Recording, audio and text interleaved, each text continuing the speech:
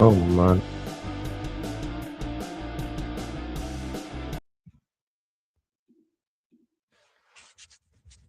Yes, everyone. I hope you are all doing well in today's show, and welcome back to another show on the channel.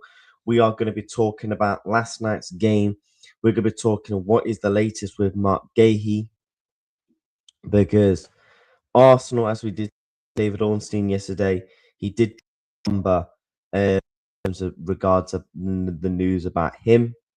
And yeah, man, bless up to everybody in the chat. We'll speak about Martinelli, how much of a scumbag he is for yesterday. But yeah, bless up to everybody in the chat. Hope everyone is doing well. Smash up the like button. Make sure you are also subscribing. Let me bless up everybody in the building first. Big up to Curtis. Big up Reacts. For 3 to 4 months, IMO. Probably, yes. Huge result for us. Fair play to the lads, but gotta follow it up with the next 4 games with wins. And big up to Benjamin. You good, bro? Hopefully Connor is okay. Frimpong is low-key cooking. Big up Nico also in the house. We should start with the elephant in the room, innit? Conor Bradley. As we've all seen, this was him walking on crutches last night at the Emirates.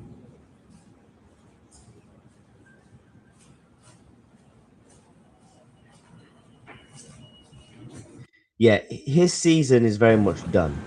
Like I feel for Conor, man. I really do. I actually feel for him heavily, man, because that is a nasty ass injury. And I can't lie, Mark is a fucking scumbag. Now, I'm not trying to say Martinelli caused the injury, because I know everyone will be like, oh, Reacts, he didn't cause the injury. Yes, I know Martinelli did not cause the injury. That's not what I'm getting at. But what Martinelli should have done yesterday is show a footballer to a footballer respect.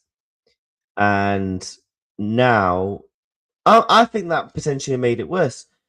Sorry, since when are you allowed to put your hands on somebody's neck, push him, and not get booked? Martinelli, did he get booked? You go to the lineups yesterday. Did Martinelli get booked? Sorry. Did Martinelli get booked yesterday? Did he get booked? No, he didn't. Oh, yellow card. When was that yellow card?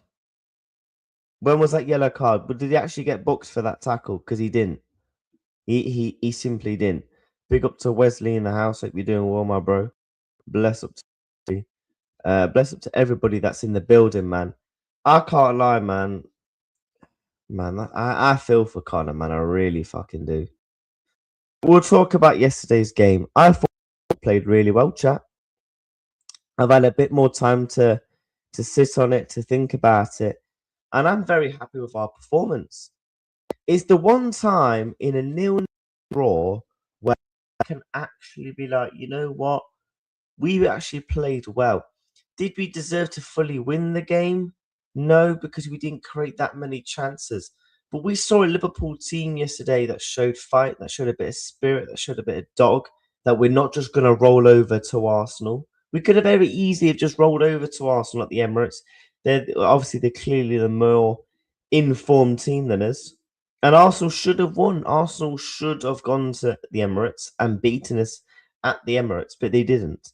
And Liverpool put in a really good performance against them. and really, really good, resolute, controlled performance. The first 15 minutes, 20 minutes, was it shaky? Yes. Was it nervy? Yes. Was we under the cosh at times? 110%. But Liverpool overrid that 15 storm where they tried to use Saka, Trossard on the wings, trying to use their bursts of pace, trying to get past Kirkers and Bradley.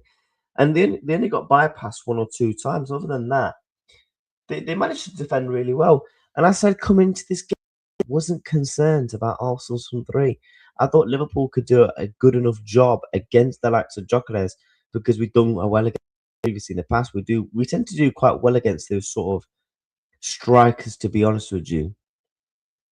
And if I'm being truly honest, I was only concerned about the set pieces because Liverpool are 19th in the league when it comes to conceding set pieces. Arsenal are by far away and above. No one's catching them in terms of set piece goals. Yeah. So I was very concerned, with, especially with the way that we like to give away corners, the way we give away free kicks, set pieces in general. I was very concerned. I genuinely was thinking, look, if you're an FPL man, captain Gabriel coming into this game because he might get himself a clean sheet and he might have 2 goals and you're probably laughing. So I was ultimately thinking that coming into the game. But Liverpool proved me wrong, man. Liverpool proved me wrong. I will catch up with the chat in just a second, but I'm very proud of the boys. After that 15 minutes, we were good. Gravenberch, really good performance. McAllister, good performance. And these are players that needed those performances yesterday. Players that was on their arse. Players that should have been potentially been dropped. I was so badly out of form. But Gravenberch and McAllister stood tall and showed that American spirit, especially what I wanted to see in a player in McAllister, which we know in the top 6 games he has been poor. He has been poor overall with the season. He's coming against a really good Arsenal midfield. Let's make no mistake about it. Declan Rice is one of the better midfielders in the league. Zubimendi, we know how press resistant he is, the way he's able to bypass on the ball, the way putting a ball. Odegaard was coming into this game with a little bit of form, to be honest. With a couple of goals, a couple of assists, some okay performances. I thought he was quite poor against Bournemouth, but he was coming into a bit of form into this game, and I was heavily concerned at that midfield. I was heavily concerned after watching that first 15 minutes. How are we going to get out the traps? How are we supposed to get out the box? We're pinned in literally like a pin on the flicking that we just simply couldn't get out. It was very embarrassing to listen to the PSG. The only thing is Arsenal didn't create any chances the way it was pinged in. But not every should be proud of the performance. Every single one of us should be proud of that performance. Big up to Wesley in the chat. So Martinelli doing a mistake showed the type of team he is in, and Arteta. So when Suarez racially abused Evra, did that show the type of team of manager Liverpool had? First of all, I don't think you can compare someone pushing someone off the pitch to someone being suffering racial abuse. We know racial abuse is far worse and it forever will be worse than someone getting pushed off a football pitch. So to compare those two, I think it's not really fair to compare two situations. And I've already told you many times, when it comes to that situation with Luis Suarez, I don't like to comment on it because I have the exact same opinions as everyone else. Do I agree with people being racially abused? No. Hence why I just don't really like to talk about it because it can be touchy for some people. Martinelli admitted to making a mistake, but since you have disowned him for the team, I haven't. It's not even trying to make anything it was. Gyökeres was crap. And to be honest, I wasn't concerned about Gyökeres. Gyökeres had 0 shots. And I said this reaction last night. Arsenal fans in the chat. Now, real talk, Wesley, you're an Arsenal fan in the chat. I know I actually want to ask you a proper serious question without, dilly and dallying and moving away from the topic. Gyökeres, what does he have to his game other than bringing behind and trying to score a goal? And this is why I never really wanted Gyökeres in the summer. Would I have taken Gyökeres if it meant we didn't get Isak and Ekitike? Probably yes. However, I wasn't one of the fans where I was like, oh my God, why don't we try and get Victor Gyökeres? Because I don't particularly rate him. I think he's a fitter, more athletic Don Robbie up front. I don't particularly rate him. Please tell me what Gyökeres does that is good, other than potentially trying to score a goal in behind. Because when it comes to link-up play, he's not fantastically good. I think he's okay. His passing is okay at best, to be honest with you. And Liverpool do well against these big, clunky, not mobile, not athletic type strikers. You know, like your Lukaku's of the past, we tend to do well against him. Your Tara Martinez's, we tend to do well against them of the past. Erling Haaland, for a prime example, we tend to do well against him of the past. You know, strikers like an Ekatike, striker like a Gabriel Jesus, for example, for Arsenal last night. I would have been more worried if Jesus started the game because of his ability, because of the way he's able to move around on the pitch. I would have more concerned about that because I feel like that can distract, that can bring Kanate out of position. Hence why we tend to struggle more with those type of players as opposed to someone like a Gyökeres. Is Gyökeres a flop? Saying. Big up to everybody in the building. Make sure you're smashing up the like button. Make sure you're subscribing. I'm literally reading the chat. Typical these Arsenal fans defending their manager. You were chatting spicy. Did that pull back in the title race? Well, funny enough, we are what? 14 points behind. Shock horror. No. I even said if Liverpool don't win, we won't get back into the title race. Basically, I said literally many times in the build up to the show, I think we would get slapped. Frimpong ruined in Higby and Skelly. Frimpong was fantastic.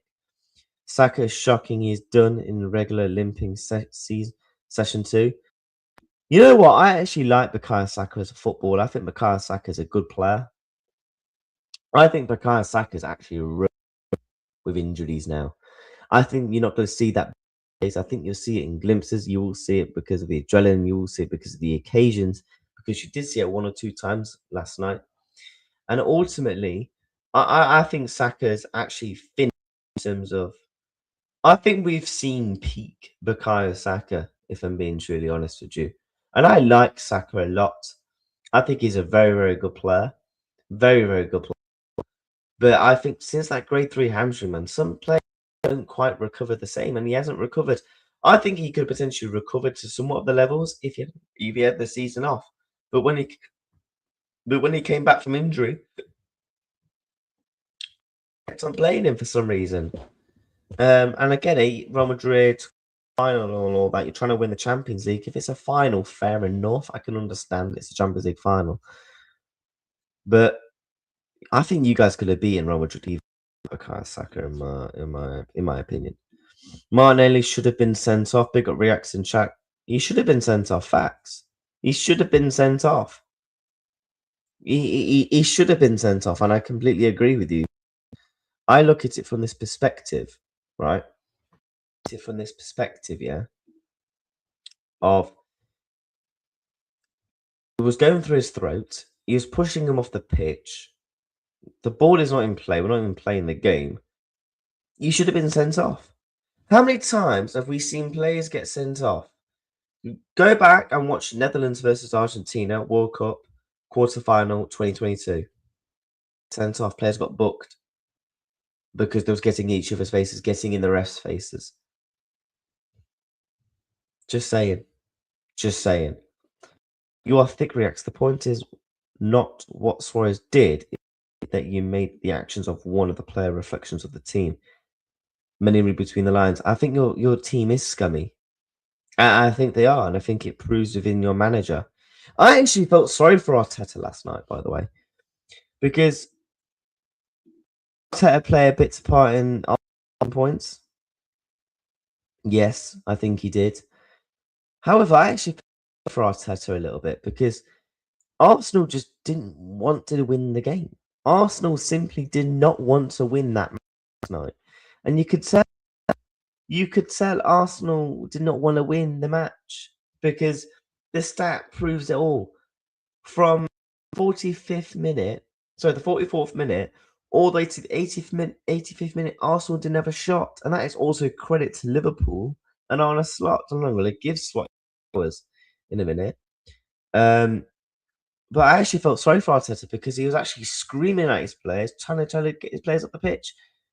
And if his players aren't listening to him, then obviously that does come down to the manager a little bit, because where is the communication? Where is that, between the manager and the team? But ultimately, I actually felt sorry a little bit for Arteta last night. And I think Arteta's a tit. Gyökeres has been playing like shite. I think he's been crap, if I'm being honest. I don't know how Eberechi Eze doesn't get minutes. He's a player I would love at Liverpool Football Club. Does he not get minutes? Wesley, your team. Listen, look at that Liverpool team. Please tell me, we've had injuries to our whole front line. Gakpo playing as a left winger stroke striker at times. Wirtz.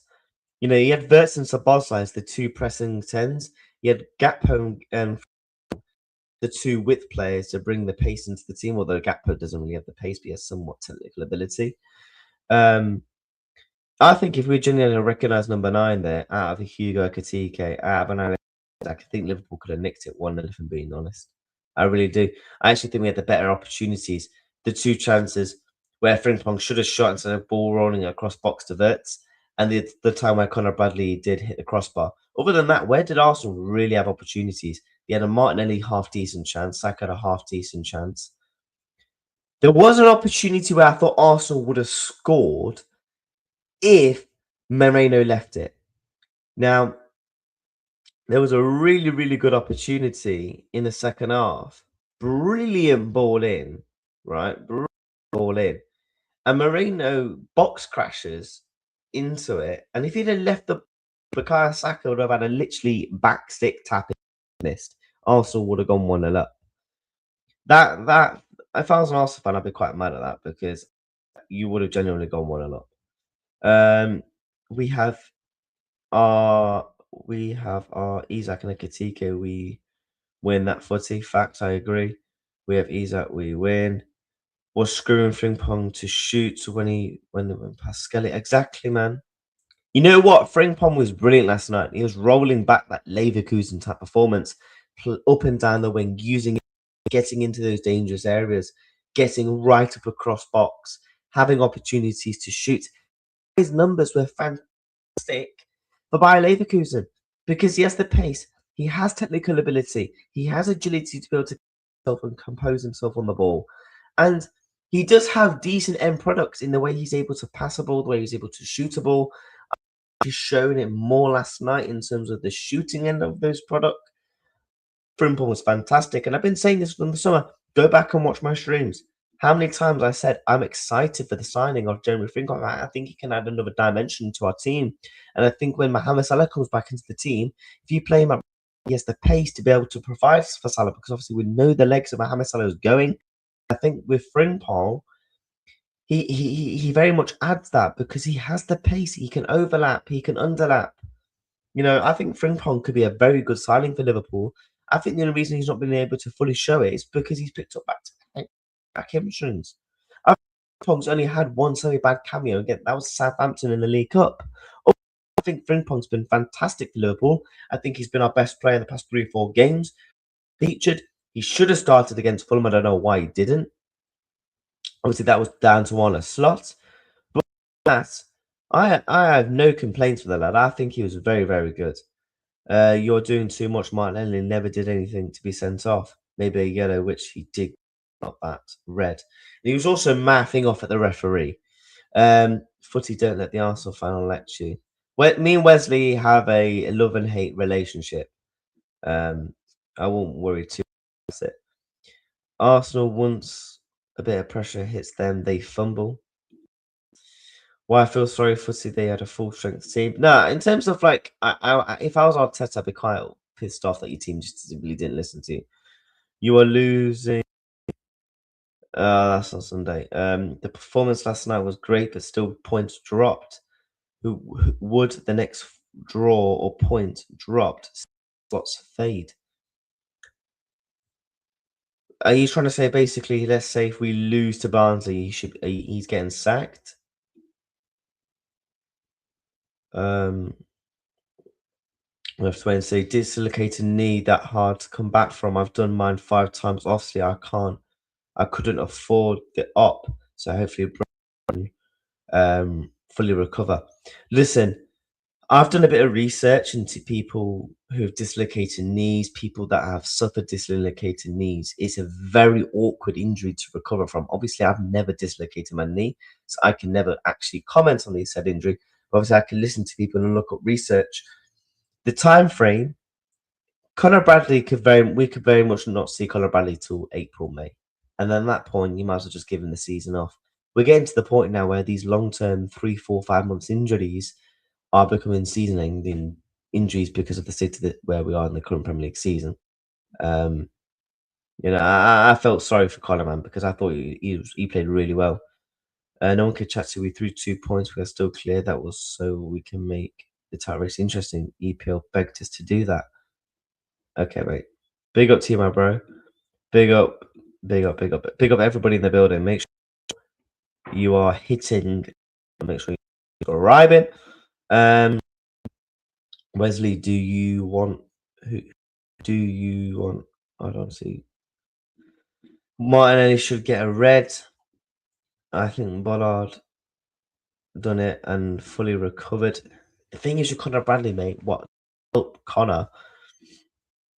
This is a player that suffered with injuries in his career, and when you've suffered with injuries in your career,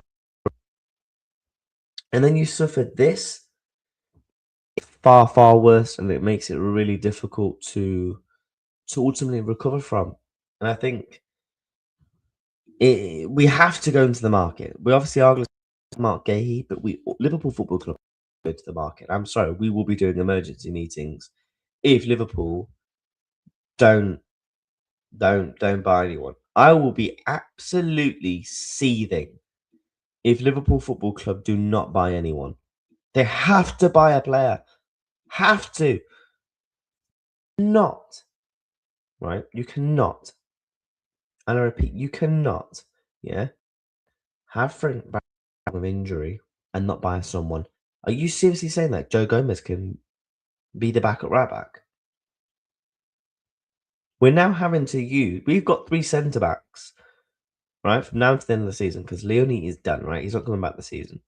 Yeah. So we're now having to use one of our centre backs to play as a backup right back.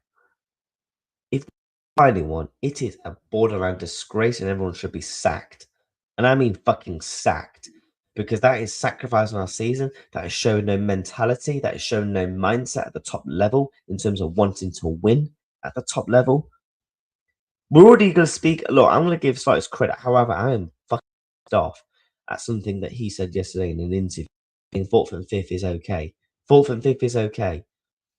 Okay, I get it. Be realistic. I get it. We're not going to win the league. But you could also maybe change the topic and say, no, maybe our target is to win the Champions League. Or how about don't say fucking anything at all? Big up. As I said yesterday, I have these kind of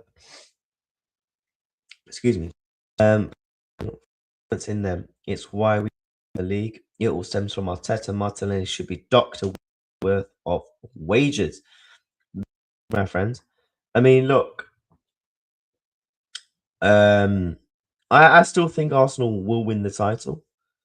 However, if Man City can get into form, if Man City can actually finish their chances, I think Arsenal will win the Premier League.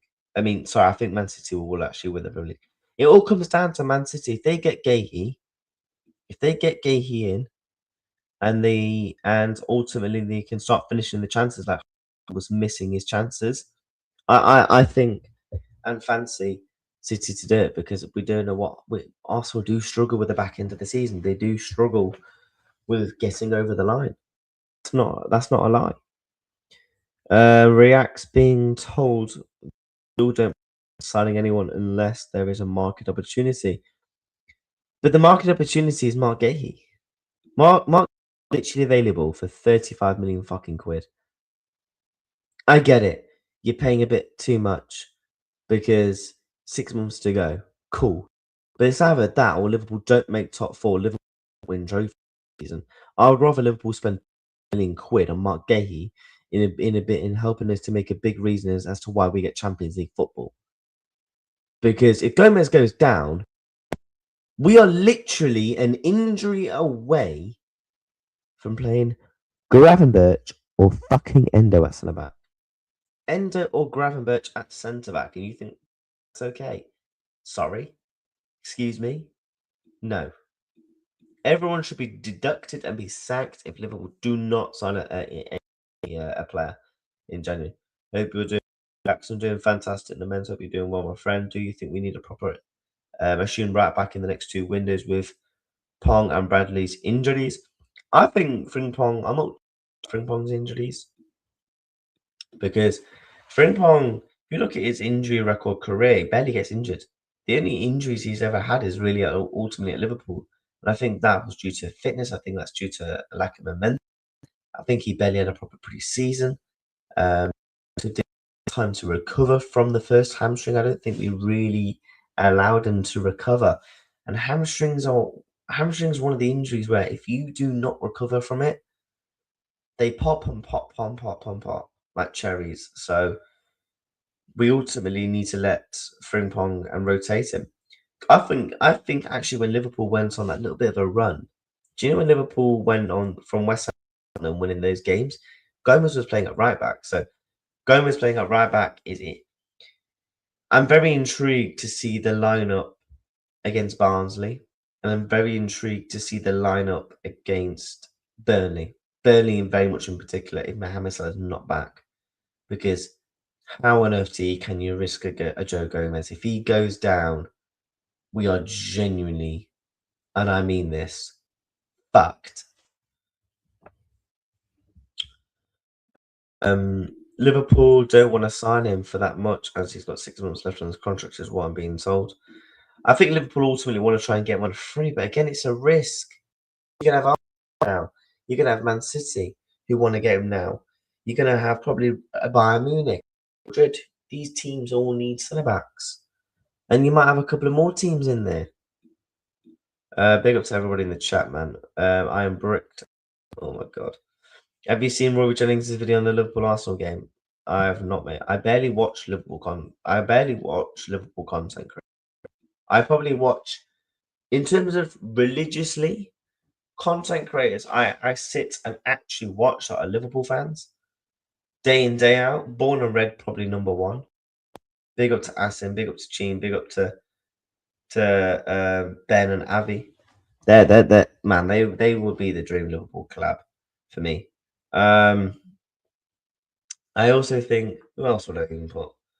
I am doing a Liverpool football content channel tier list ranking where I'm going to be putting like 50 Liverpool fan channels, 50 people that talk about Liverpool in a tier list. Obviously, it's in the works. I'm setting up the graphics. Hopefully, that can be in the next 1 or 2 weeks because I think that show could be very, very, very interesting. So, but yeah, bless up to everybody, man. Canati suspended, so Gomez will have to play centre back. Wait, Canati suspended?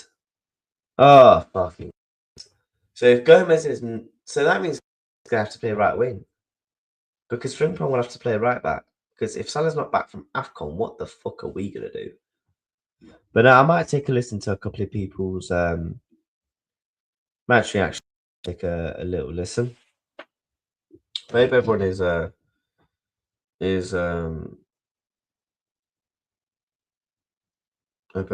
very much doing well.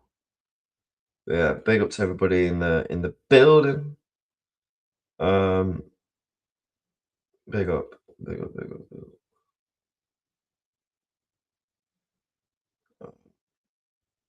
Yeah, I hope everyone is doing well. Big up to Jordan. Hope you're doing well, my friend. We'll have to do a show very soon. Big up. Make sure you subscribe to Jordan, man. Honestly, expressions is funny, yeah.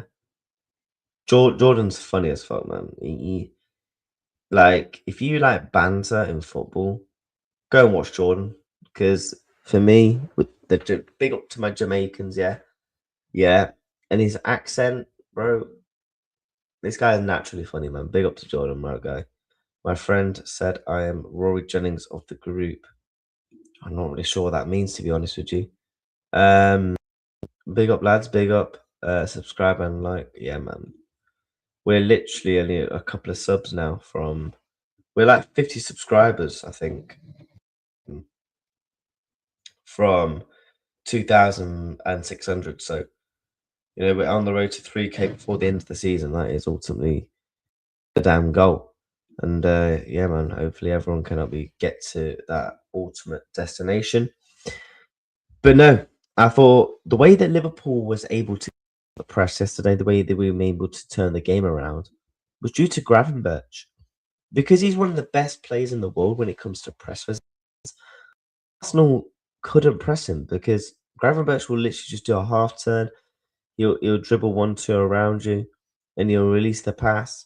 That's one thing, Gravenberch. If Gravenberch could really improve at something, if he can improve his long range passing, I think he would be a top midfielder. I think Gravenberch is a proper player, but if he can improve in that department, I think he goes up another level.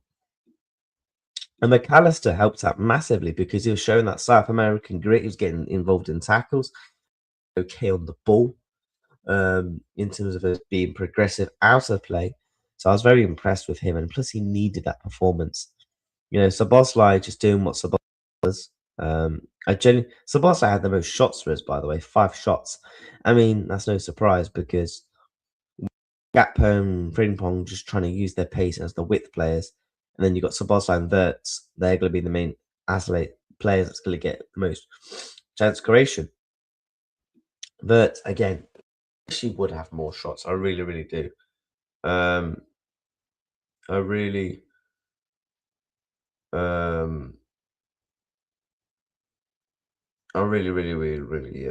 wish he would. But that's something obviously that he can very much improve in his game. Yeah, big up to Jordan, man. He's a funny guy. Man, it's killing me when we ain't buying no one. Honestly, I think we need 3 signings this window. Look, I've been asked this many times. I think for me, Liverpool need to buy 5 players. I think we need potentially 2 centre backs with Joe Gomez. We don't know what's happening with Canate. I think there's a case that we need 1 or 2 wingers. I think we definitely need a midfielder. Appreciate the kind words, my guy, man. Big up to you, my bro. Should we add a pen? What, the Wirtz or the Frimpong? Frimpong is interesting. I think Frimpong was a more one case of an argument in terms of Liverpool needing a penalty. But look, I think I said on the match reaction, I didn't really have time to watch back the footage, but in real time, I thought it was a penalty on Frimpong, if I'm being honest. And I also thought maybe the Trossard incident with Florian Wirtz as well. Yeah, shoved him to ground. I think Liverpool on another day, Liverpool get a penalty. I think on another day they get a penalty. One of them reminds me of the Virgil van Dijk incident at Brentford. Now there were no pens. The end game's gone soft. Look, I'm basing it off in today's day and age. In today's day and age, ultimately, that gets given as a penalty, doesn't it? So that's the perspectives I'm ultimately looking at it from. Do you know what I mean? So, bless up to everyone in the chat. But yeah, if we had a strike yesterday, I think we could have done well. I've seen a couple of people slating Slot. I thought Slot did really well. And as much as do I want Arne Slot sacked? Yes, I do. Have I changed my mind? No. However, the only critique I have with Slot, but I can also understand it from both sides of the argument. Should we have made subs? Bring on a Keita, bring on Engamo, that a player that has that burst of pace, that can get up the Arsenal fullbacks. They look tired, they look lethargic. at left back and right back, and then Higby was available to get at, and you can see that very much with the pace. I think Ngamoa and add something to his game with his dribbling and technical ability, with the way he's able to charge into the box.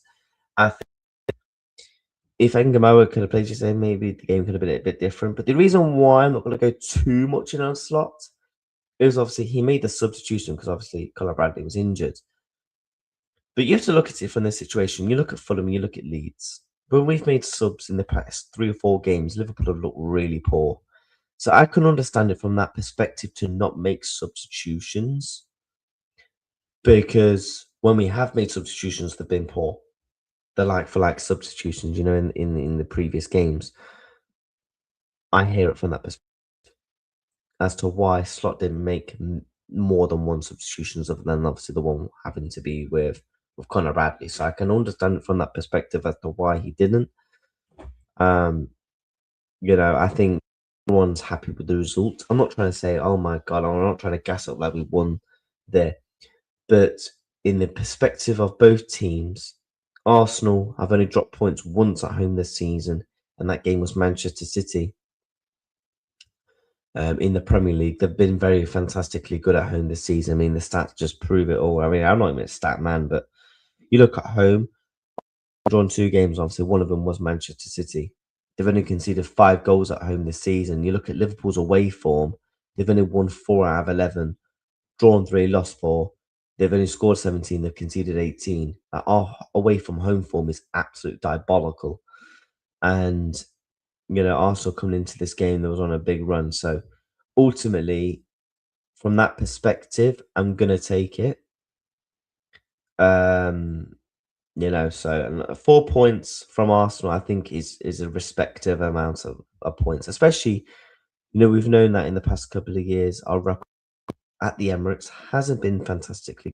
When was the last time Liverpool beaten Arsenal? When was the last time Liverpool beaten them? I mean, 2-2, 3-1 Klopp's final season, 2-2 in the FA Cup. But in the Premier League, we've not beaten them for nearly 4 years in the Premier League. So our record there isn't fantastically great. So that's why I ultimately was really content with the points. So from that perspective, I can hear it and I can see it if I'm, you know. So from that perspective, I'm taking it. But other than that, Arsenal didn't really possess anything. Like I said, we had the better chances, in my opinion. The Bradley chance and the Frimpong chance where he should have shot instead. You know, Sabaz had a good semi-free kick. The second free kick he took just went over. Sabaz, he actually also had another opportunity on the half volley as well. That wasn't a bad opportunity. But one thing about David Wright, I think it's interesting with Arsenal, is I think David Wright's an okay shot stoker. I think he's okay from playing the ball out, the way he's able to possess the ball and, you know, kick the ball long, like Edison did for Manchester City. But you know, one thing I've Arsenal really frustrating, I've mentioned it many times, I'm not even asked, is the way Wright just comes in his box. Like, if you're Arsenal on the attack, why around the fucking halfway line? All it takes is for one player to nick the ball once and just absolutely lob him. And he's been lobbed this season. Do you remember? I think was it Richarlison against? Was it Richarlison against? Yeah, it was Richarlison against Arsenal, wasn't it? When they lost 4-1. Richarlison, was it Richarlison? Can't remember. He absolutely lobbed Raya, and for him, if I was an Arsenal fan, I'd be quite pissed off at someone like him, if I'm being honest. Where is the slap? Wesley said we were getting slapped. That's what he said. So, we needed a Ekitike. Look, we did. However, ultimately, I'd rather Ekitike, you know, be rested. Do you know what I mean? So, hopefully he's gonna be back soon. Hopefully he will be back soon. We should be able to. If we can't not beat Barnsley, everyone should be sacked and deducted in the fucking tunnel. Carlo Ancelotti at Chelsea vibes. You know what I'm saying, right? And then obviously we got is it Burnley after fixtures? Barnes. I'm looking at Liverpool's fixtures as well, by the way. Up until that Man City game, because we know Man City is going to be tough. Right, forget Man City is there. You know, up until that Man City game, I think Liverpool can. We should try and win at least 5 of the 6. Barnsley, I'm sorry. If you cannot beat Barnsley, you're fucking shit. Burnley, and I know people say, oh, they've took points off United. Like, United are in a bit of a 2, 3, 4 game spell where they're just struggling to win games. And obviously, they're still searching for their new manager. I actually don't even know who's been. I didn't even really looked at the news of that. Marseille's going to be tough. They beat. Did they beat PSG? I know they played PSG not long ago, or was it yesterday? I can't remember. And they're doing very well in their league, and they're doing all right in the Champions League. So that game's going to be tough, but ultimately we have to win that game if we want to get top 8. We have to win that game. Like, forget it about, oh, I don't think you'll win. Fuck about, I don't think your Liverpool will win. We have to win. Bournemouth, it depends on what Bournemouth turns up. Like, Bournemouth the other day, last minute win against Spurs. 1 week they'll turn up and play really well. 1 week they don't. However, they score goals for fun at home. Scored 3 against Spurs, scored 2 against Arsenal. So we know Bournemouth always could be tricky. We found that out last season when we won 2-0. I don't know how we actually kept a clean sheet in that game. I mean, Justin Kluivert just stinker fucking hooked, didn't it? And then Qarabag. If you cannot beat Qarabag, they should all be working at fucking Tesco's and serving Tesco bags. Because if you cannot beat Qarabag, my God, you got to go. And then Newcastle's literally a 6-pointer because Newcastle now, we've allowed them to creep back in because obviously we've had 3 draws in a row in the Prem. Newcastle have picked up 3 wins in a row. So they've closed that gap massively. This top 5 race is going to be very interesting come the end of the season. If you're a neutral in this perspective, you're going to be absolutely loving it. Because it's definitely going to be interesting, isn't it? Definitely going to be interesting because, you look at it from that perspective. Brentford, I don't think Brentford are going to be in it, but they are on a bit of a run. They beat Wolves, okay. Beat Bournemouth, good result. Points against Spurs. Beat Everton good at Hilda Custom Stadium, which has been okay. It's a tough ground to go to ish. And then slapping up Sunderland, who have been respectively very good this season. So they're on a bit of a run. You look at who's Newcastle been their last 3? Burnley, Palace is a good one. Leeds. I wish I did a watch along to that game because I watched the highlights back. My God, some of the goals in that game was actually a beauty to watch. I think did I watch any football the other night? I think I watched. Yeah, it was Fulham Chelsea, West London derby, wasn't it? And then obviously you look at United, a bit similar to us. Obviously about the loss. 3 draws in a row is just kind of staling them a little bit. And we need if we could have just at least picked up maybe 1 or 2 wins out of these. Obviously, Arsenal's a good result, but if we could have done better against Leeds, hold on for a fucking minute against Fulham, that's an extra 2 points, and you're sitting there very, very comfy because you've got a bit of a groundwork on Chelsea. You've got a bit of groundwork on United because you've still got to go to Old Trafford away. And obviously Newcastle as well. That Newcastle game at the end of the month is genuinely a 6-pointer. We need to be beating Bournemouth and Burnley in the Premier League before getting into that game. Who has Newcastle got in their next 2? Oh no, they're cup games. Wolves and Villa. Oh, that's some tough fixtures. Oh, they've got Wolves in there. They've got some tough games. So rotation is going to be massively key. And bearing in mind they're going to be coming back off a tough away game in PS. So looking if we're at Anfield, so hopefully that can also benefit us. But yes, smash up the like button, man. Smash up the damn like button. Canan, great contribution you've done.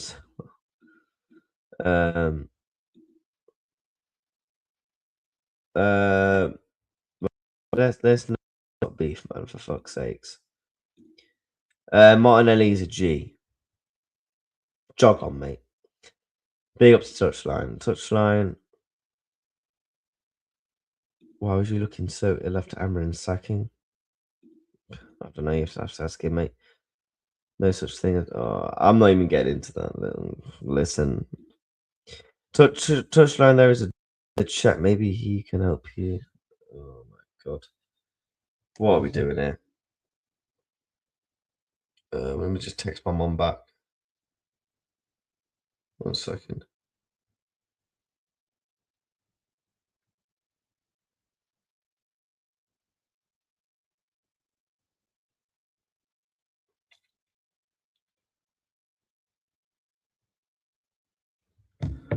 Yeah.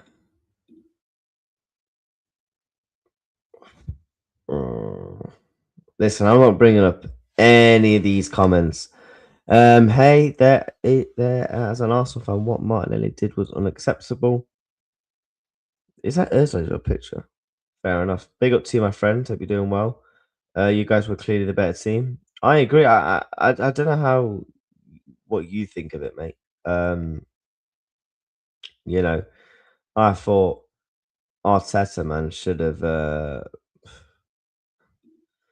Are you impressed by Slot?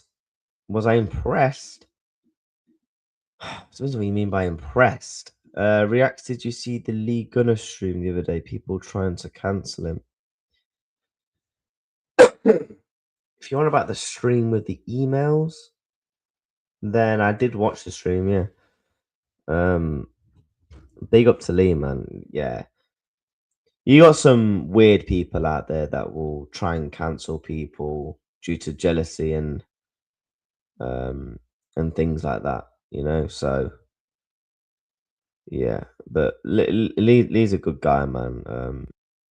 Never had the privilege of doing content with him, but for me, he's he's a true football goat, man, and yeah, he's got the best people around him. He won't get cancelled.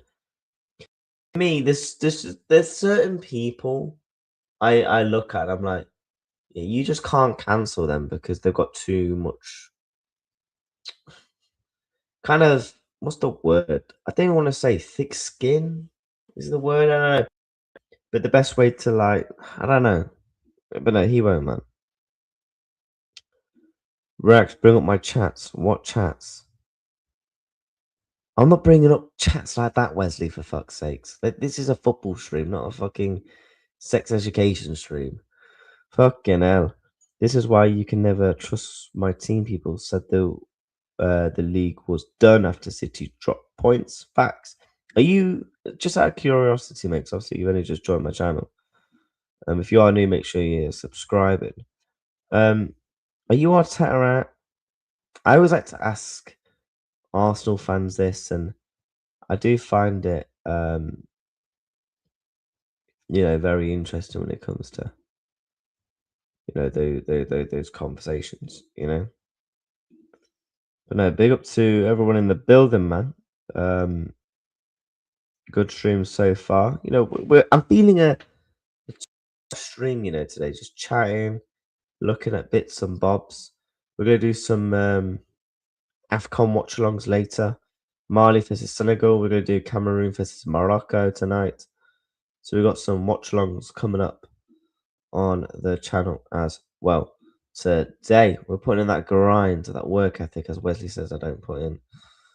I am Arteta. Oh my god. There were rumors. Listen, Wesley, bring up your chats, but you expect me to bring up fucking messages like that. Alright, come on, man. There were rumors yesterday saying that if Slot got it wrong, he would be sacked. How true did you think those rumors was? How? Wait, what? Do you think the rumors were true? Probably not. Because I think I didn't see any Liverpool fans. I didn't see anyone remotely confident. There was a show I did yesterday, big up to Quasi. I did. There was actually a Liverpool fan that said that he actually thought Liverpool would win the game or at least pick up something. What the fuck's going on here? He actually thought that Liverpool would pick up a result. I think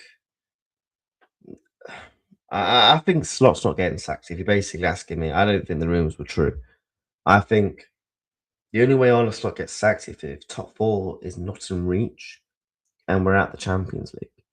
Right now, we're in the Champions League and we're fourth in the Premier League. So ultimately, I don't think Slot will be getting a sacking anytime soon. I think maybe at the end of the season, he could potentially be moved on. Potentially, he could be again moved on at the end of the season with a manager who becomes available, whether that's Alonso, Luis Enrique, whoever. Obviously, that's not my job to do. But I think Liverpool are ultimately waiting until the end of the season. I think potentially to sack him. And I think if he wins a Champions League or an FA Cup and gets Champions League football, I think he'll stay. Unless, like I said, one of those two managers do become available. You know? Yeah, it's a football channel, man. I'm more chatting about stuff on stream, but I'm not going from chatting about Liverpool's result against Arsenal to fucking some weird shit in the chat. Do you know what I mean? That gets clipped. I'm not Arteta out, but it will really hurt his confidence if he doesn't win a Premier or UCL this season. But I will still back him regardless. So my counter question is to you: if Arteta doesn't win you a trophy, would you be Arteta out? Big up to Footy, proud of the team. Last night. Yeah, man. I don't know what you mean there. Honestly, Footy, are Liverpool still winning the UCL?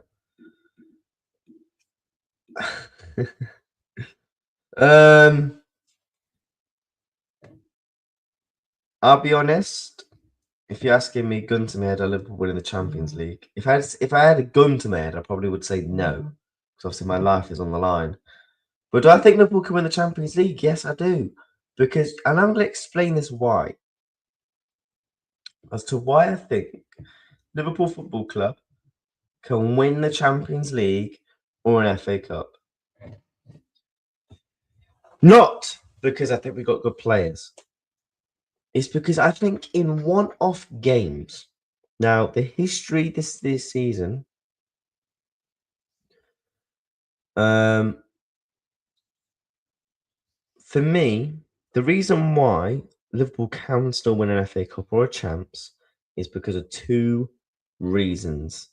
Two reasons. In one-off games this season, we have performed. In one-off games, we've done really well. Let me give you a couple of examples of receipts. Arsenal, we managed to pick up a result. Villa at home, who's been very good this season, who are currently in the Premier League. Real Madrid, everyone thought was going to get slapped up, Trent's returning, ha ha ha, shame on you. Atletico Madrid at home, good side, tough team to beat. Who else have we faced? Inter Milan, we showed a real characteristic professional performance and got away with a win, also kept a calm and collectedness at the back and kept a clean sheet. I believe in one-off games, Liverpool can win.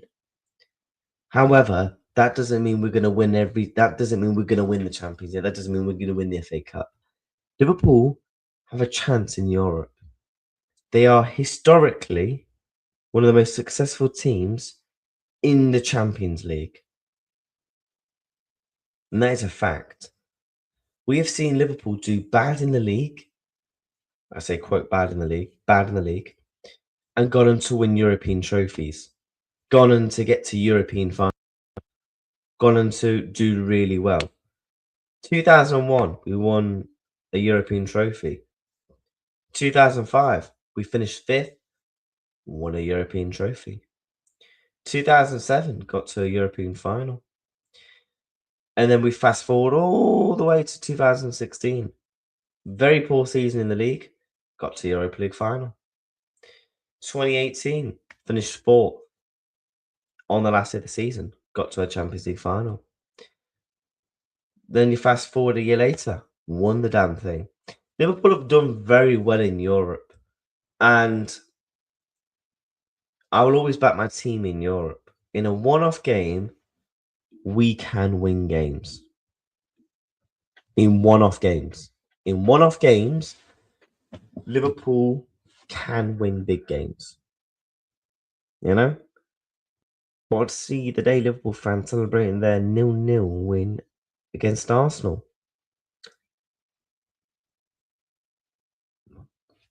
Excuse me. Let's run back the clip of a certain man from AFTV going like this. Man City 0, Arsenal 0. Well done, Arsenal. So your fans fucking do the same. Cheers. Big up footy, big up to PL champs. And bearing in mind, we're not in the title race. You were. Celebrating a draw in a title race, is that a good thing? Yesterday's result was better for us than it was for you. Than it wasn't for you. You had an opportunity to go 8 points clear, which meaning you guys can afford to drop points in 3 games while Man City have to match that result. It's now down to 6. You've still got to go to the Etihad. When you've had to go to the Etihad and win games, you've lost. You've dropped points. You got slapped 4-1 a 3 years ago. 2 years ago, you dropped points in a 0-0. Last season, you needed to go to the Etihad and win. What was the score? 2-2.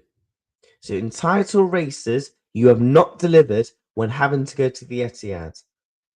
So the matter of the logic, and I think Man City wouldn't be surprised if Man City win that game. That's 3 points. Do you see where I'm going with this? You could have gone to 8. At least if you'd have lost that game, you're still 5 points.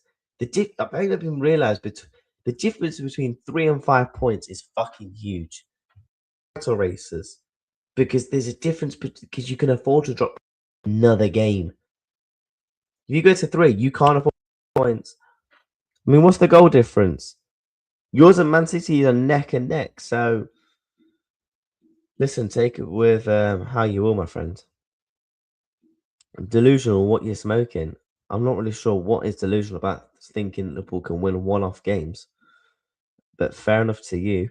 I think we can win the Champions League. I have a bet on it. We goes like that. Isaac, we win it. Low. Question, or is that Skeety Mozzarella? Stop it, lad. You've lost to PSV at home. What happens when you meet the actual good teams in the knockouts? So is Real Madrid not a good team? Is Atletico Madrid are not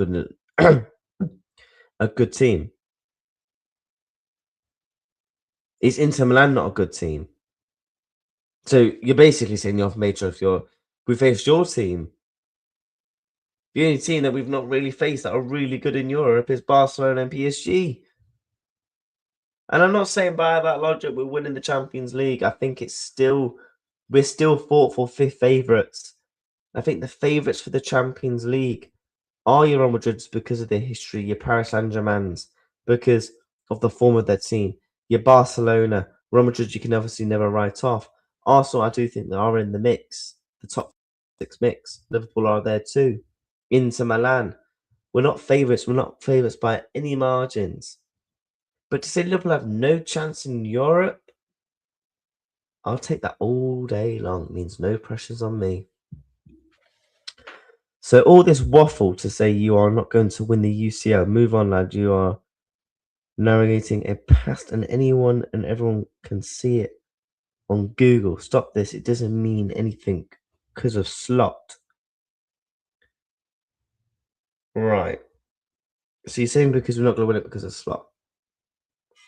Is that what you say? I can understand it from that perspective if you think that. Stop at Reaction smoking some weird shit. Okay. Arsenal's not winning the Champions League. What is the Champions League table? Let's take a look. Champions League table. Let's have a look. Let's have a look. So Arsenal top. They've qualified. Like, it's actually impossible. Actually, no, it's actually still possible Arsenal to drop out. But they would have to lose both games and have a ridiculous goal swing while everyone else drops points for Arsenal to get knocked out. It's impossible. Like, Arsenal are not getting knocked out. They're going to qualify. Okay, cool. Now, whether they finish second, third, or whatever is a different conversation. Cool. Liverpool have to beat Marseille, and I think they will. Ultimately, because we have no choice. Reason being, you look at the playoffs. I take my chances against a Copenhagen. I take my chances against Qarabag. I take my chances against Marseille, maybe in a two-legged tie. Barcelona, Chelsea, that could be difficult. Dortmund could be tricky. Napoli, we found out with them in recent years in the champs. Napoli Liverpool games are always classics, especially at their ground. You know, we've always struggled away there. When do we Liverpool ever win away at Napoli? Never. But if we can get top 8, there is belief. There is belief, and I think, you know, to be honest, as much as I don't like Arsenal, I probably want Arsenal to beat Inter, to be honest, because then if we actually win, we go above Inter, which means we go into the top 8. And then it's back in our hands. And all we have to, this is what I mean, all we need is 2 things to go in our favour. Arsenal beat Inter. Now, I don't know if that is at home. Is that at home? Inter's away. Oh, God. Let's say Arsenal even pick up a draw. Let's say Arsenal, where is it? Let's say Arsenal even pick up a draw. Let's just pretend. Arsenal pick up a draw. Bosh. Cool. Now, if Arsenal pick up a draw against Inter and we win the game, we still go above Inter Milan. The reason why I'm picking at that is because both of those 2 teams are still in the top 8. I don't know who Bayern's remaining games and all that are, yeah. Right? But from that perspective, if Arsenal can just take a draw and we win against Marseille, it is in our hands. And all we have to do is go to Anfield and win against Qarabag and we got the top 8. That's why I think we will get top 8.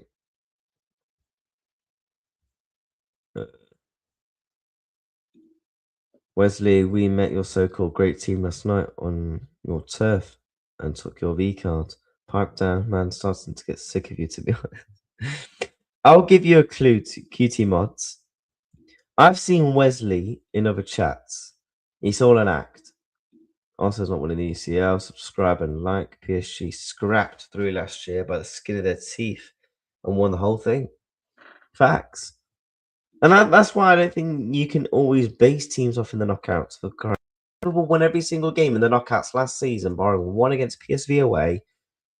Very well, we played our fucking C/D team, and they got knocked out in the round of the 16. And everyone thought Liverpool are beating Paris Saint-Germain. Now, the circumstances between how bad we were to how bad PSG was is obviously very different in terms of performances, in terms of results. But to say Liverpool have absolutely no chance in Europe is mad, in my opinion. I actually think it's a wild statement. I actually personally believe saying Liverpool Football Club have no chance in Europe is a wild statement to make. And I mean that with saying no chance. I think that is a wild statement to come out and say. That's my opinion. That is that's my opinion. You know, I think that's a wild thing to ultimately say. But I do want to listen to Arne Slot's press conference of last night because I've not actually had chance to listen to it. I've not really had a chance to go. Now we're going to go through some of the news. We're going to go listen to the press conference. We might also listen to a couple of match reactions. You know what? Might even listen to a couple of Arsenal fans' match reactions. So make sure you're smashing a like and you are subscribing. All right, let's get this press conference in.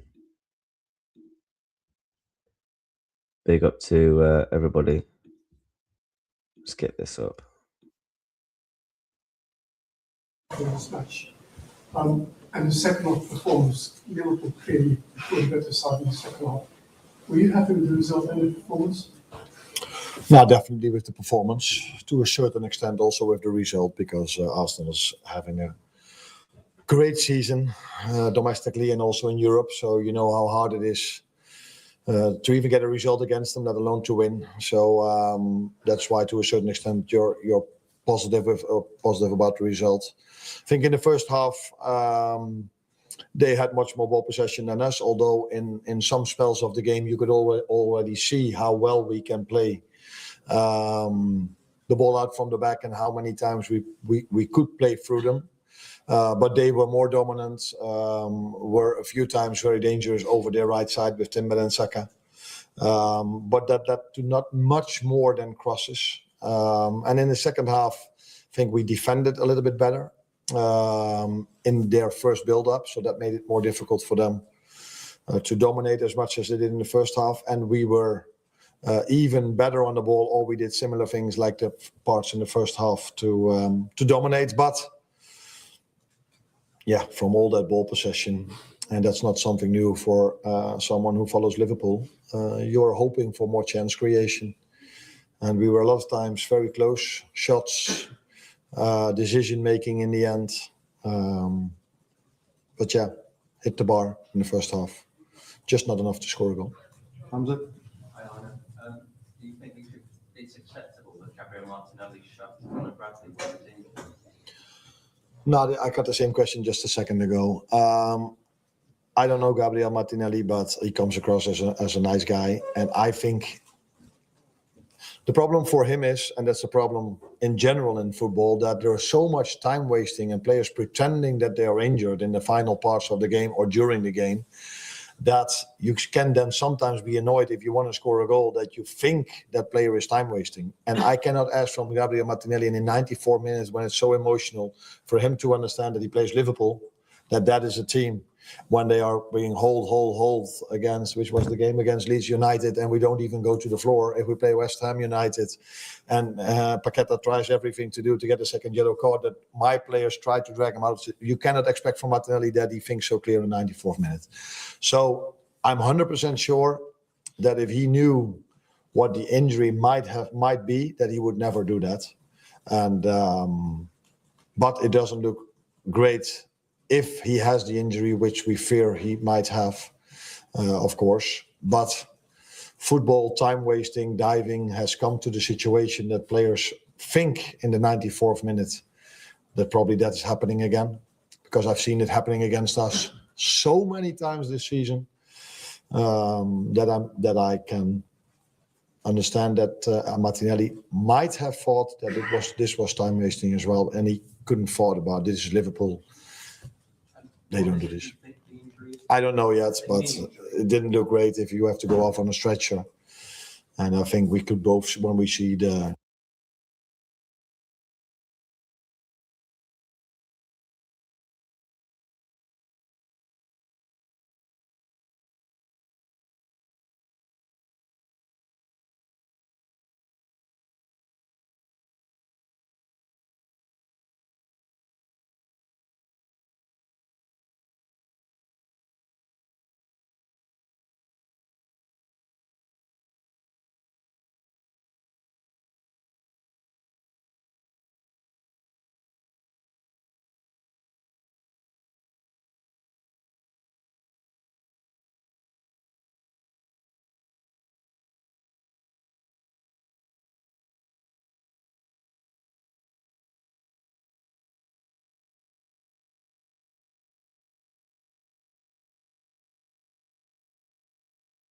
Oh, sorry, chat. Man was on mute. Yeah. No, look, people asking me in the chat how long is Conor out for? Look, I think he's going to be out for 3 to 4 months. From what I've looked at dislocated knees, that's what the rumored injury is going to be. Obviously, we're still waiting for the club's official statement on the said injury. But from listening to people, and obviously people coming in the chat, dislocated knees are very awkward, horrible injury to kind of recover from. It's very much the leg, and the operation has to do its work. There's nothing really much you can do on your behalf other than making sure you get the rest and making sure you recover well. Obviously, Conor Bradley suffering with a couple of injuries himself doesn't really help, does it? And obviously, we don't know what the stent is on both legs. Obviously, it's definitely going to be on one of the legs. So I'm absolutely devastated for him, man. And yeah, it's peak and horrible. Yeah, you don't go off on a stretcher for an injury that's probably a couple of weeks. You don't. So far, this could be the first post-match press conference where, honest, I've not actually got mad on an honest post-match press conference. So we've only got 3 minutes and 58 seconds to go. The video, we both think probably the same, but yeah, we have to wait. So yeah, basically, he is saying ultimately from what he's seen, the injury again, it simply just does not look good. Wait on the scans if it's that bad, or maybe he can play on Monday. Let's hope so. Sorry, That was actually the only substitution. man said play on Monday. That probably when you look at Arsenal's bench and the 5 players they put on that, that sort of tells you a lot about where the 2 teams are.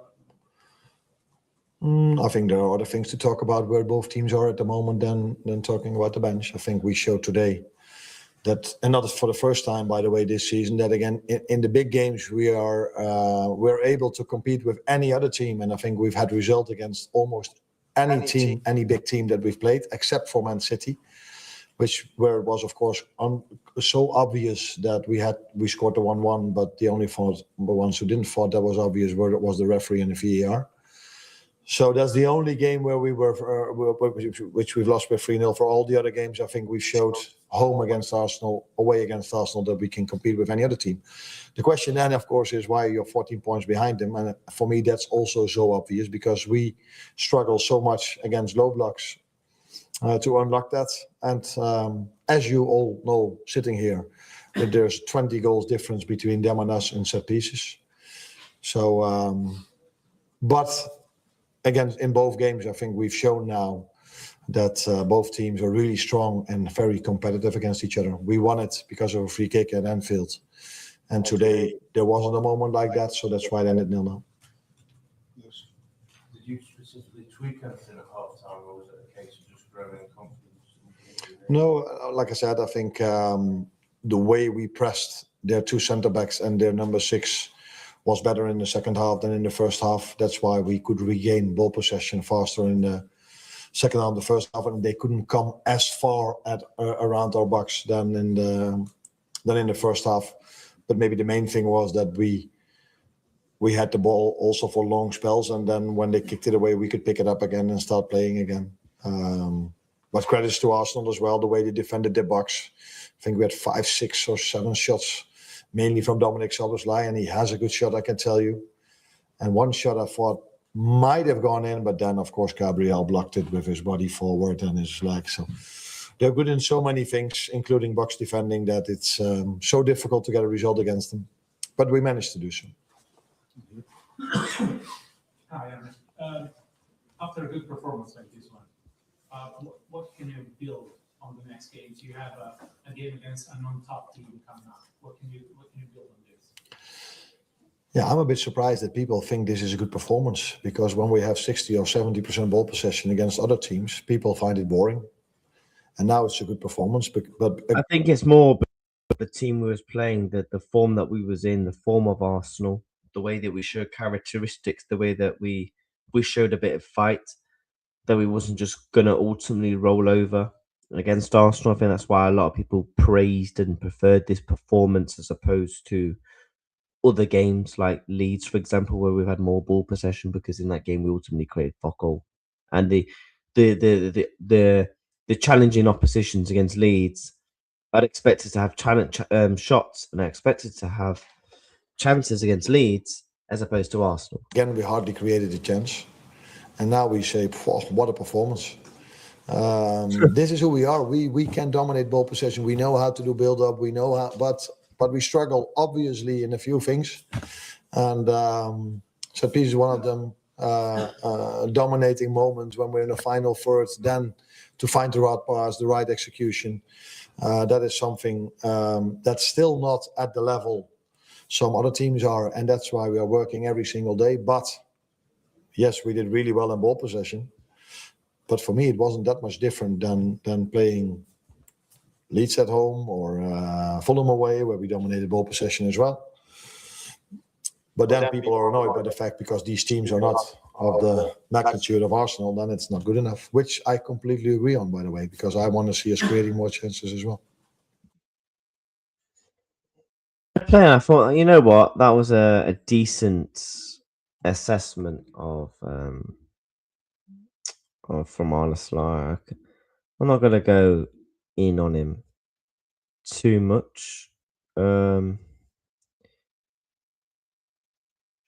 Wait, what's this? Pep Guardiola or Man City to sign Mark Guehi or something about? Can't answer that question. I don't know. Interesting. What? Saka signed a new deal. What's this?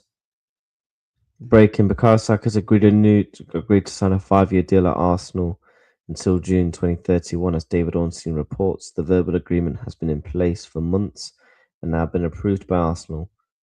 Official statement to follow. Bro signed a 5-year contract. No wonder why, because he gets 100k bonuses. Yeah, interesting. Happy 4-day anniversary for those celebrating. So yeah, he has signed a contract for the Arsenal fans. But no, let's take a look at some stuff, and if there's anything on Twitter about Conor Bradley. I was actually fuming with Martinelli. I don't know how the Liverpool players didn't go over and absolutely whack him, to be honest. I do think Konate was going to whack him. He's lucky that Alisson was there. So yeah, this was the statement. I mean, look, just yeah. Then obviously, yeah, he's on crutches. We can make jokes. Yeah, he isn't going to be. He isn't going to be fine. Like, he is going to be out for some time. Martinelli will face no further punishment for Bradley incident. That is being the talk. That is the talk. Yeah, Conor Bradley, I may forgive you, but I won't.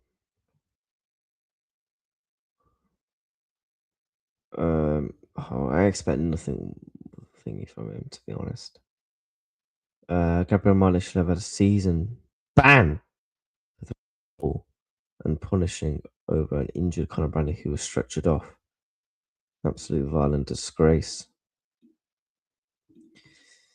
Kirkes must allow of him pocket to sign a contract. Kirkes was very good, and I think Kirkes has actually been growing in the past couple of games, to be honest with you. I was very happy with his performance, and I'm hoping, ultimately Milos Kirkes can grow in confidence. Hopefully he can, ultimately go on a bit of a run. What Kirkes needs to improve at is how he shapes his body in ultimately defending. That's one thing he does need to improve at. By the way, just in case, some more news. Obviously, we're gonna transition to just like general Liverpool news now. Then we're gonna end the stream off with. We're gonna react to a couple of clips. So yeah, the Mark Guehi situation. I mean, look, we're gonna have to wait and see. But it's looking like Liverpool are a team that is more content, that is more going to wait till the end of the season than opposed to buying him now. Sky Sports News understands that Mark Guehi remains committed to his Crystal Palace, and nothing has been decided about whether he will leave this month, with the Eagles yet to see any formal appropriations from clubs.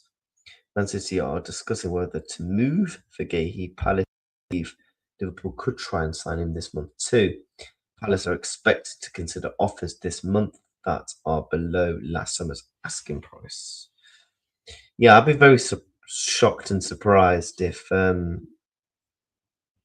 nobody actually goes in for him. Will be incredibly shocked if nobody does. If I'm being honest with you. Some stuff from Fabrizio Romano. Liverpool continue to insist that in such a long season with so many games and above with all the injuries, letting Federico Chiesa go is not something the club currently intends to do unless an important offer arrives.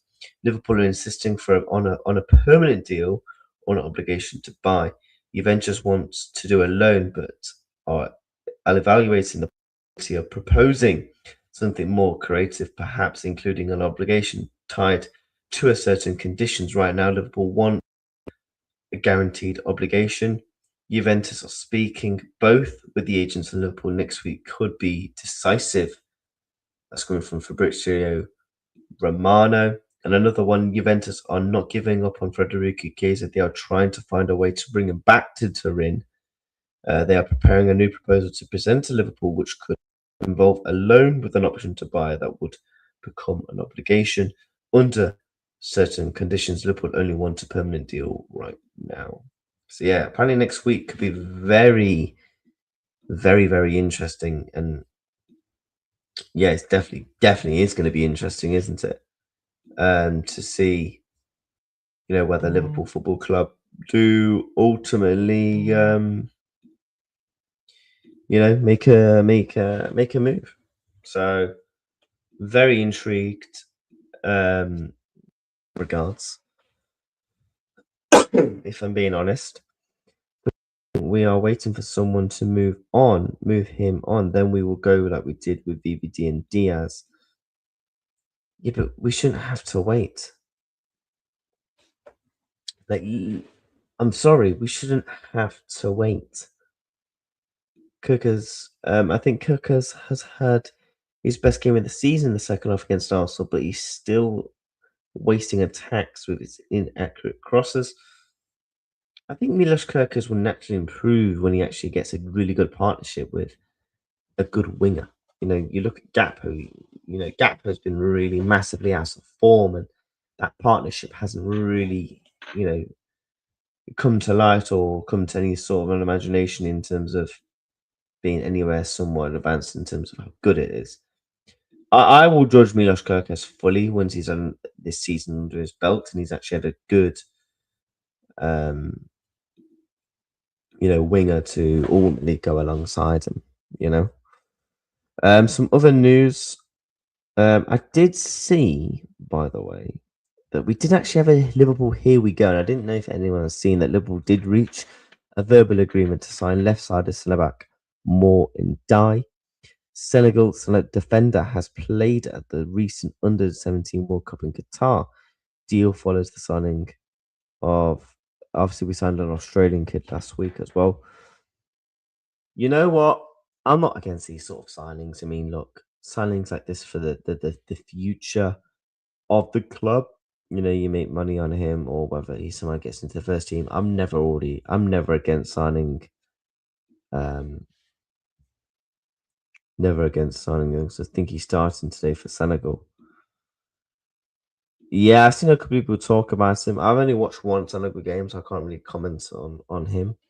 I will be doing a watch long on him, so I'm definitely going to be keeping an eye out on his performance today.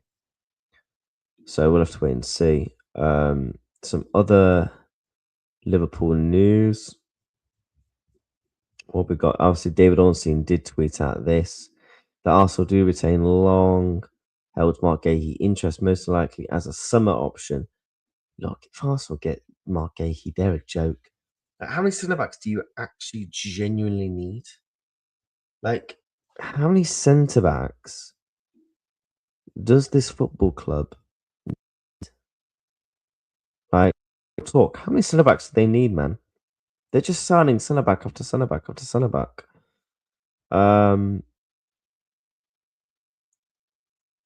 So, yeah, I mean, look, we'll have to wait and see on that. I mean, look, they're definitely good. We already knew with us not signing him in the summer. We already knew there was going to be competition. It was going to be some level of difficulty to get him further forward because there was going to be your Arsenals, obviously. Shock. Also, Real Madrid, Barcelona, Manchester City. I will be surprised. I will be very shocked if Manchester United don't try and get involved. Tottenham will try and get involved. Every single top team is going to try and sign Mark Guehi on a free transfer. One, because I think he's a good centre back, and two, he's on a fucking free. So yeah, we should have got this deal done in the summer, but ultimately we didn't. That's on our own behalfs, on our own faults. You know, so I mean, look, hopefully, Liverpool will try and still do something in the summer and get the deal done because we need centre backs quick and we need them now. Diego Simeone's going to Arsenal if they're getting so many defensive players. Yeah, I mean, I think Simeone would do well at Arsenal with the actual crop of players that they have at their disposal, in my opinion. I actually think they would actually do very well, in my opinion. Let's have a look at some other bits of news. We've got a Fabrizio Romano Guehi update, and also Mom. It's really interesting to listen to see if he's linked to Liverpool. So yeah, we're gonna react to 2 more clips to end off the show. Where is this then? Fabrizio Romano.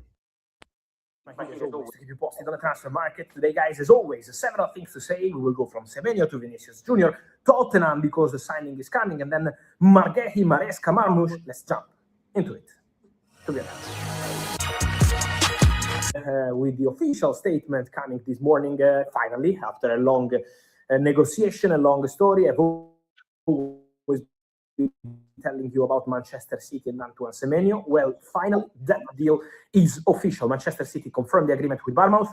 Everything has been agreed. The contract for the player till 2031. Everything has been signed with Bournemouth a few days ago with the here we go I gave you, and now is official. Antoine Semenyo joins Manchester City, and he will wear the same shirt number as Yaya Touré, Man City legend, 42. So good luck to Antoine Semenyo, ready for this new chapter at Manchester City. And for Man City, we know, is not over on the market, because I maintain what I've been telling you for days. Man City are still trying to make the deal happen in January for Mark Guehi. My information is that Manchester City believe internally that they can reach an agreement with Crystal Palace Guehi quite easily. So it should not be a problem to reach a club-to-club agreement with Palace, because Palace are open to finding a solution in January for Mark Guehi. Obviously, they would be also happy to keep the player with them, and they're not desperate to sell Mark Guehi. But if a good proposal arrives, obviously, to make some profit, some money for the player in January, being out of contract and not extending it ahead of the summer transfer window, would be good and smart for Palace. So City are really convinced they can reach an agreement with Palace. But it's the player who has to decide, and Mark Guehi is taking his time. with his family, with his agents, considering all the opportunities, because Arsenal have been calling over a potential deal in the summer. Arteta is a big fan of the player. This is why Arsenal are interested. So Mikel Arteta really believes he's a top player, but Arsenal also have many players in that position. And so that's the point. Then there is genuine interest from Liverpool. They had a deal agreed last summer. On deadline day collapses, but Liverpool remain absolutely interested in Guehi. And so it's going to be one to watch for sure. Liverpool, because I told you, for the summer, they're interested. Let's see if they open doors to anticipate the deal in January or not. And then there is also interest from Bayern, but with Upamecano extending his contract, obviously it depends on exits from maybe other defenders in the summer, not for January. So this is the situation around Guehi. Is the player who has to decide. Let's see and follow the situation in the next step.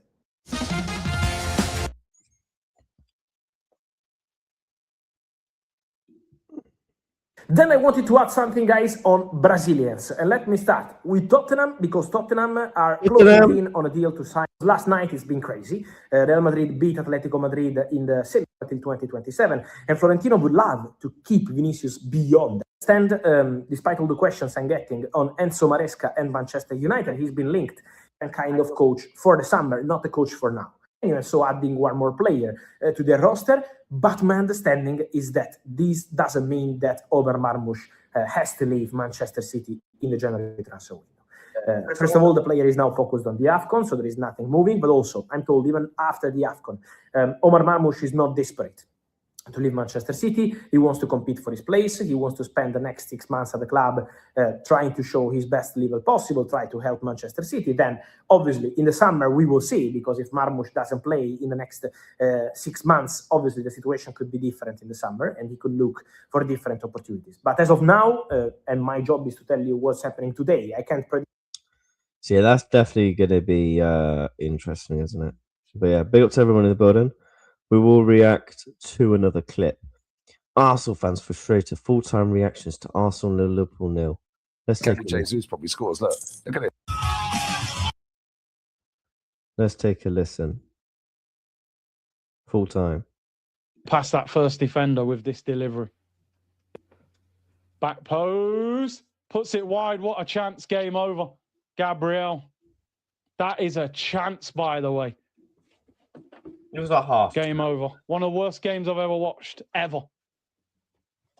Gabby, honestly, that is a huge chance. In the 6-yard box, unmarked, heads it wide. Oh, mate, he heads it onto his own knee. Look at Yova like, oh, set piece nearly saved us. Now we were garbage, mate. Back to 6 points. City draw means nothing. I'm going to round up pretty quickly. I'm not even going to talk about the game for too long. All the big hitters are up. By the way, okay, you need to beat the first man. He does. It's a good cross. Nope. Gabriel heads it wide. I think that's I can only tell Troops just was like, yeah, I just want to lock off. gonna be it. That's it. Full time. 0-0. Bruv, absolutely piss poor. Dead. Absolutely dead. That was absolutely dead. That was horrific, mate. Yeah? That was horrific. We'll have a look. We'll have a look. Yeah? Man are asking, Troops, how you falling asleep in Arsenal games? You're a fake fan. Yeah, I'm really a fake fan, innit? Yeah, these men are just, that's how these men play, bro. Do you understand? Come on, man. How are you going out against at Liverpool at home like that? At home. Man, I'm moving like, I don't understand this. I don't understand Arteta, bro. I literally do not understand Arteta. Why would you not go for the... Why did you play that way in the second half? Why? What made you stand off them? Even in the first half, we were just standing off them. Letting them play the ball around. When they had that chance in the first half, when Bradley hit the bar, that stemmed from us backing off them, letting them have the ball, letting them pass it around. No, not today, mate. Not today. That's the end of that. Disgrace. I can't believe I missed this send us to watch this. Disgrace, mate. Wait, did you say EastEnders? Watch this. Send us to watch. Disgrace. I can't believe I missed these senders to watch this.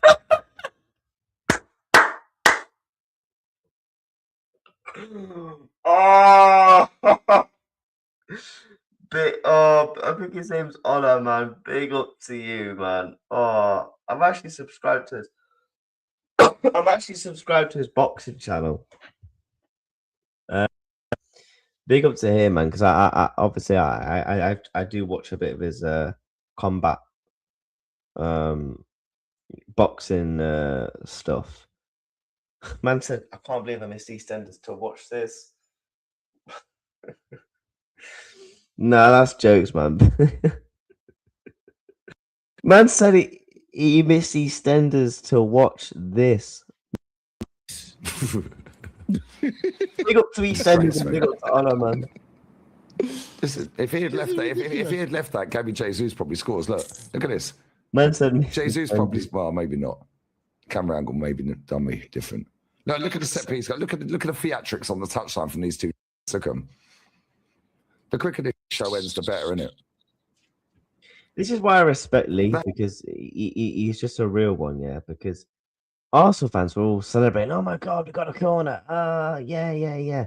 That's the difference in mentality and mindsets to people in the fan base. That is a piss take. Celebrating absolute a corner. crap. Big up Unique, brother. Fucking Jesus. Look at the way that geezer. Look at the way that geezer's looking at Arteta. Yeah. And he works for the club.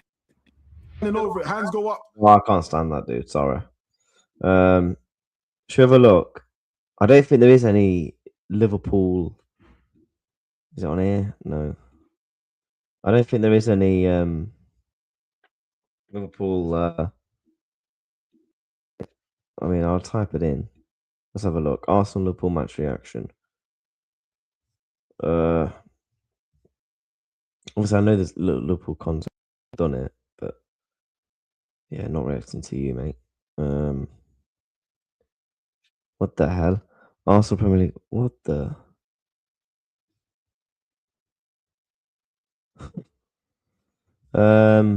Big up to North. Who could we react to? Surely there's some Liverpool fans. Arsenal still strong at the top of the table after the Liverpool draw. How are they still strong? They fucking drop points. How can you be? What? The Man City draw? Yeah, I can't remember who said it now. It is. I think it was Curtis. It's irrelevant. The draw is literally irrelevant because you drop points, so you didn't actually capitalize. So it automatically becomes irrelevant. Literally, I don't think there's any. No, you slow. Gives us a reaction as well. I do give reactions, but I do a match reaction for every single Liverpool game, whether it's a video or a live stream. I do both. Celebrating corners shows the difference in mentality. Well, yeah. You're celebrating a fucking corner in the 96th minute. What EastEnders? Wait, you're trying to say what's EastEnders? Listen, you're missing out on EastEnders.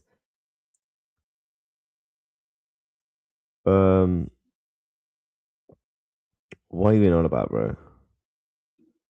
Desperate to leave Spurs, can't blame him. Bear are a massive club, and they are the only other club I like apart from Liverpool and Celtic. Yeah, bless up. So and Arsenal, still Arsenal till some points ahead. That's Arsenal fans for you, though, mate. That is literally Arsenal fans. You know, Boya. So, like, what we what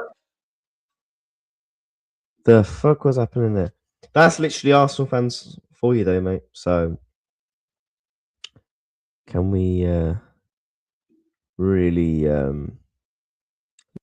look and expect anything? No, we cannot. But yeah, bless up to everybody in the chat. We are going to wrap up. Who is live? We can redirect. I've done nearly an hour and 40 minutes. So you guys cannot set. And plus, I've got a watch along in an hour and I need to go and eat because I've got back-to-back watch alongs. You know, we'll just redirect to the watch long stream. We're going live in literally just over an hour, so make sure you tune into that. Smash a like and subscribe to the channel on that stream. Good hour and 40 minutes, man. Good hour and 40 minutes. But yeah, we will be back in an hour's time. Thank you everyone so much for watching. Take care. Up the Reds, and I'll see you all very soon. Take care. Goodbye.